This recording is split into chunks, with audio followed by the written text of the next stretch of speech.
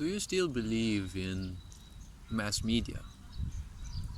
Are you one of those types of people that do their education through television?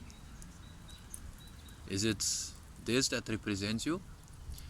Well, television is not called television for nothing. If you spell its name in a slower way, you will take into account television, which is what television actually does. It tells you a vision.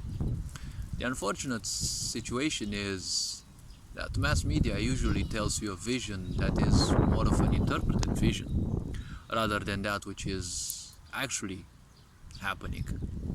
It is always an interpretation because apparently mass media wants you to believe something, but it's not something that you would normally believe. It is someone else's vision. Someone else's vision.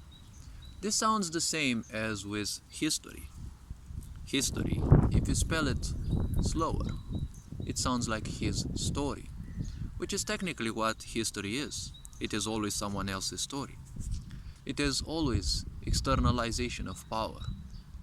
In this physical world, in this sick society, you are taught to simply, constantly externalize your power.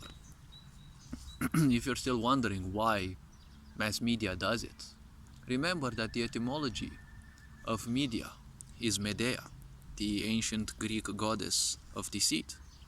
Why is it called mass media? Well, for the same reason why, if you take it into account as mass media, right? Or technically mass deceit, right? Deceit of the masses.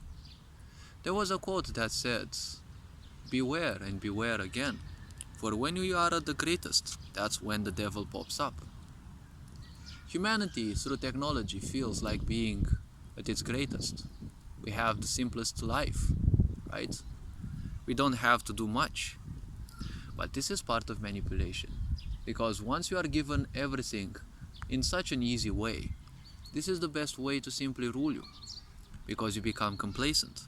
When you become complacent, you are easily a target of the mass media. Television gives you all the news that you would need with such great ease.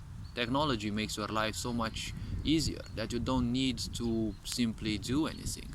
And now, people who have been programmed to be negativistic, they have all the time in the world to simply put all their life energies into the lament of their lives. Something doesn't go right, you have so much time apparently to lament about it. All this externalization of power disallows you from realizing one thing. You're a mortal being in this world. You don't have time to quarrel with others. Only if you are an ignorant do you have the time to quarrel with others, to judge others, to simply waste this beautiful experience that you have on hatred, denial, rejection, and judgment. And, well, technically the greatest super weapon this sick society has: separation. Because ignorance means separation. When you become ignorant, you are separated from creation. Because you are no longer creation, you are no longer anything. You are just a mold with the message, shape me the way you want. That's what ignorance is.